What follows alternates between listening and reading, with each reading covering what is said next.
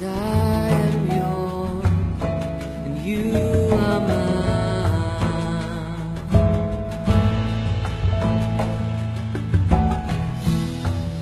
'Cause I am yours, you are mine.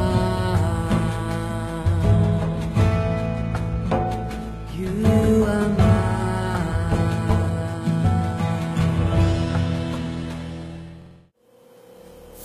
A paz do Senhor, tudo bom? Aqui está falando é o pastor Luciano Gonçalves, da cidade de Cabo Frio, estado da cidade maravilhosa, Rio de Janeiro. Nós estamos aqui uma vez mais para trazer a você o pão, o alimento, a palavra, a fonte eterna, nunca cessará. A palavra de Deus, ela é tão viva, é tão eficaz, é tão maravilhosa, que com a mesma palavra são milhares de centenas e dezenas de pessoas que são alimentadas. É o único alimento no mundo que sustenta milhares de milhares de pessoas em todo o tempo. Então, querido, eu quero trazer para você mais um dia de palavra vitoriosa, palavra abençoadora. Você que está aqui de posse com a tua Bíblia, abra ela no livro ou Evangelho de São Mateus, capítulo 8, o versículo que leremos é o 27, que diz assim: e maravilharam-se deles. Aliás, e maravilharam-se deles, dizendo: quem é esse que até o vento e o mar lhe obedecem? Repetindo o texto: e maravilharam-se dele, dizendo: quem é esse que até o vento e o mar lhe obedecem? Jesus estava no monte pregando, e quando ele desce do monte agora, ele vai para Cafarnaum. Em Cafarnaum, ele entra na casa de Pedro. Na casa de Pedro, ele levanta um homem que estava paralítico, na qual desceu pelo telhado. E ao sair de Cafarnaum, Jesus foi para Galileia. Um chama de Galileia, outro chama de Quirinete, outros chamam de Lago de Genezaré, e alguns chamam de Tiberíades. Na verdade, Galileia não é um mar, é um rio extenso, e esse rio possui 11 quilômetros de comprimento, 21 de largura, 52 de profundidade. Esse rio, ele era cercado pelo Monte Tabor. Dali, as pessoas conquistavam suas pescas, as suas rendas. Eram muitas embarcações que tinham. Jesus agora olha para os discípulos e entra no barco e diz para os discípulos: vamos atravessar para o outro lado. A promessa que Deus fez para você vai acontecer do outro lado. Se Ele te chamou ou te convidou para o outro lado, é porque tem coisas grandes para acontecer lá. Você não pode ficar só estagnado desse lado. O Senhor te convidou para o outro lado, é porque tem coisas eficazes para acontecer lá. A Bíblia diz que Jesus entra no barco, e eles remando o barco, a Bíblia diz que Jesus teve sono e apegou-se no sono. Por que Jesus dormiu? Porque ele tinha duas naturezas: natureza de homem e natureza de Deus. Como homem, ele foi filho de Maria. Como Deus, ele é pai de Maria. Como homem, teve mãe, mas nunca teve pai. Como Deus, tem pai e nunca teve mãe. Como homem, ele andou e se cansou. Como Deus, não se cansa e nem se fadiga. Como homem, ele comeu pão. Como Deus, é o pão vivo que desceu do céu. Como homem, ele bebeu água. Como Deus, ele é a fonte de água viva. Como homem, ele dormiu no barco. Como Deus, não dorme, não tosqueneja e nem sonha, como alguns louvores citam por aí que Deus sonha. Como homem, ele olhou para cima. Como Deus, Isaías 41, versículo 22, diz que ele é o que está sentado acima de tudo. Como homem, ele chorou. Como Deus, ele seca as tuas lágrimas. Como homem, ele foi desamparado. Como Deus, ele diz: ali que tua mãe e teu pai desampara, eu nunca te desampararei. Como homem, Jesus deu dízimo e deu oferta. Como Deus, dele é a prata e dele é o ouro, e dá para quem quiser. Como homem, ele morreu na cruz do Calvário.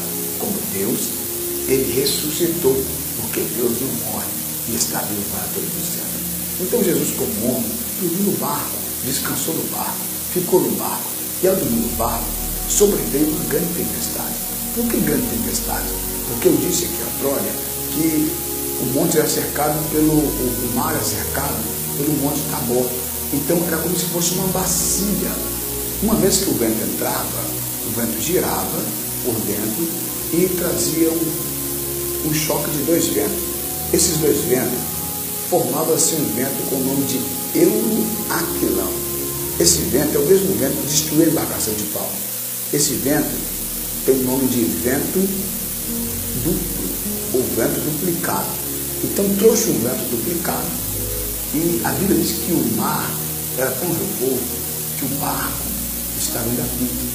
Se você buscar nos evangelistas, vai dizer os barcos. Deixa eu abrir uma aspa aqui para você. Está dizendo os barcos. Então, se era os barcos, o barco representa a minha vida, o mar representa o mundo. E o Cristo estava no barco. O que eu quero dizer com isso? Não é só você que está na tempestade. Não é só você que está morrendo. Não é só você que está passando problema. Existem muitas pessoas que estão enfrentando problema como você está enfrentando. Então, os barcos eram açoitados pelo mar. Os barcos são o mundo, aliás, são o povo, o ser humano, uma representativa, uma figuração. O mar é uma figuração, uma tipologia do mundo. Então, o mundo não está açoitando só eu com a crise. O mundo não está machucando só a mim com a dificuldade. O mundo não está ferindo só a mim com o pecado. Está ferindo a você também. Então você está sendo açoitado por uma tempestade vindo do mundo. O mundo está tentando te derrubar, destruir, te colocar por baixo. Mas a Bíblia diz que Jesus dormia e os discípulos, por vontade própria, começou a tirar água do barco. Começou a ter medo. É normal ter medo de uma tempestade. Só que tem esforços que não adianta você tentar sozinho. Você tem que ter Cristo no barco. Você tem que despertar o teu Cristo. Os discípulos se apavoraram. Os discípulos ficaram temerosos. Os discípulos ficaram com medo. E eles esqueceram que Jesus estava no barco. Sabe qual é o nosso problema? Que nós lembramos de Jesus para pedir, lembramos de Jesus para prosperar. Fizemos tanto tipo de campanha. Eu só quero campanha que me progride financeiramente. É campanha de tanta coisa. É campanha do copo d'água. É campanha do cajado ungido. É campanha do copo milagroso. É campanha da vassoura ungida. É a campanha do lenço milagroso. As pessoas depositam um valor em uma certa conta e aquela determinada igreja manda um lenço ungido para a tua casa, uma gravata ungida, um óleo ungido. Querido, deixa eu te dizer isso. O problema teu é que você só procura Jesus quando está ruim financeiramente. Você esquece de despertar o mestre nos momentos das tuas tempestades. O mestre está contigo, só falta você despertá-lo. E agora o povo, os discípulos apavorados, angustiados, lembraram que Jesus estava no barco. Eles descem até onde Jesus estava e dizem: mestre, o senhor não se dá que pereçamos? O senhor não está entendendo que nós estamos morrendo? O senhor não está percebendo que o barco está indo para pique? E despertaram de Jesus e disse: mestre, o senhor não percebe que estamos perecendo? Jesus se levanta, põe em pé e diz: homens de pequena fé, quantas vezes eu disse para vocês que se vocês quisessem, vocês pediam para aqueles montes passar para lá, para cá, para lá, eles servem, entendeu? Era só pedir. Tem fé? Se tiver fé no tamanho do mundo de mostarda, o que tu pede acontece. Jesus agora volta para o vento e volta para o mar e diz para o mar: acalma-te, sossega-te, e houve bonança. E agora ele olha para o vento e diz: sossega-te, acalma-te, e o vento vai para a. Por que o vento está calmo? Porque quem está contigo domina a tempestade. Quem está contigo domina o vento. Quem está contigo domina o problema. Provérbio capítulo 31, versículo 4, está escrito assim: quem é esse que segura o vento com as duas mãos e amarra a água em seus vestidos? Jó 38:11 diz que ele colocou uma linha sobre as ondas do mar para que as ondas não passassem dali com a sua soberba. A NASA publicou, não sei se é fato real, mas eu vi uma reportagem de internet que a NASA disse que está vindo para a região dos lagos uma grande tempestade de mar, um maremoto que vai atingir a região dos lagos. Querido, se essa for a vontade de Deus, vai acontecer. Se não, Quem está no controle é Deus. Deus sabe que aqui nessa terra existem muitos adoradores. Deus sabe que aqui nessa cidade existem muitas pessoas voltadas para a obra de Deus. Então, se Deus quiser que aconteça, amém. Eu não tenho medo, porque eu sigo Deus. Eu sigo meu rei. Então, eu sei quem tem crido, eu sei quem tem me guardado. E eu sei que se vier uma tempestade aqui, quem está me sustentando a mim, a minha esposa e a minha filha, é Deus. Danos materióticos acontece, mas Ele também faz. Minha família também faz, o resto eu recupero. Porque Cristo está comigo. Se Cristo comigo vai, eu irei e não temerei, porque Ele está comigo. Então, querido, Jesus acalmou a tempestade, acabou o vento. Os discípulos que estavam alguns anos andando com Cristo não entenderam nada, disseram: quem é esse que até o vento e o mar lhe obedecem? Uma vez os discípulos, os sacerdotes vieram ter o mestre e falaram: mestre, Jesus, o senhor não tem nem 40 anos, como que o senhor já viu Abraão? E Jesus volta para os sacerdotes, os escribas de fariseu, e disse: antes de Abraão existir, eu sou. Quando os discípulos disseram: quem é esse? Jesus está dizendo: eu sou. E a palavra eu sou está numa linguagem hebraica antiga, que quer dizer Erie, Achê, Erie. O que significa Erie, Achê, Erie? Eu sempre serei Deus, ou eu sou o que sou, ou serei Deus do jeito que eu sou Deus. No caso, se tu precisar, Deus é o grande Jeová Jireh, o Deus da provisão. Se você precisar, Ele é o grande Jeová Nissi, o Deus da cura. Se você precisar, Ele é o grande El Shammah, o Deus presente. Se tu precisar, Ele é o grande El Shaddai, o Todo-Poderoso. Se tu precisar, Ele é o grande Jeová Shalom, o Deus da paz. Se tu precisar, Ele é o grande Jeová Nidiskini, Deus está ali. Se tu precisar, Ele é o grande Emulan, o Deus que fere. Se tu precisar, Ele é o grande Tzedekeno, justiça nossa. Se tu precisar, Ele é o grande Jeová Sabaoth, o Senhor dos exércitos. Então, querido, para de lamentar e reclamar. Quem está contigo é dominador, é poderoso, é grande. Ainda que muitos não creiam em Deus, eu creio e acredito que tudo que existe não é obra do acaso.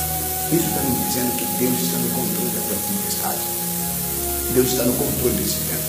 Ele está dizendo bem claro: quem é esse que até o vento e o mar lhe obedecem? E ele disse: eu sou o que eu sempre fui. Quando ele aparece para João, ele diz: João, não temas, que eu era, eu sou e eu serei. Eu fui, eu sou, o que há de vir. Olha só, ele está dizendo assim: eu sou o que morreu, o que ressuscitou e o que está vivo. João disse: sabe o que? Aliás, o discípulo de Paulo, chamado Timóteo, ele disse bem claro na carta de Paulo a seguinte palavra: o mesmo Jesus aparecerá no céu com voz de arcanjo e trombeta de Deus. Não está dizendo que era outro, é o mesmo, é o grande eu sou. Então, querido, saiba de uma coisa: quem está no domínio dessa tempestade é Deus, quem está no domínio desse vento é Deus. Então, sossega teu coração, acalma tua alma, porque enquanto você acalma, Deus trabalha, Deus abençoa, Deus sustenta. Amém? Que Deus possa te abençoar mais um dia, mais esse momento. E antes de findar, eu quero orar pela tua vida. Deus, eu não sei a tempestade que a tua filha está enfrentando. Eu não sei qual a adversidade que ele está enfrentando. São muita turbulência, Deus. São crises existenciais, são crises financeiras, são crises familiares, são crises psicológicas. O medo, a dor, a perda, a depressão, a doença, Deus eterno isolamento, tem trazido tempestade para esta família, para esta mulher. As drogas, a matança, a criminalidade, Deus, as prisões, tem trazido, Deus eterno, afetação para esta casa, para esta família. Mas eu peço a Ti, acalma essa tempestade, Deus. Movimenta essas águas. Deus eterno, tira teus filhos desse momento de terror e de morte. Acalma a vida deles debaixo das tuas mãos. Sustenta eles, meu Deus. Que eles possam ter uma vida abençoada, uma vida sustentada. Eu oro, meu Deus, e peço que a bênção do Senhor esteja na vida deles. Eu oro, eu creio e glorifico o teu nome. Em nome de Jesus. Deus querido, eu quero glorificar a Deus pela tua vida. Eu quero glorificar a Deus pela tua história. E peço a ti, não abandone esse Deus por causa de tempestade. Não se afaste por causa de uma luta. Não pare por causa de uma luta. Mesmo que esteja um mar revolto, Cristo nunca vai abandonar teu barco. Cristo nunca vai te deixar sozinho. Então, saiba de uma coisa. Sempre há um Deus grande na contigo. Shalom. Que o Senhor te abençoe. Um abraço.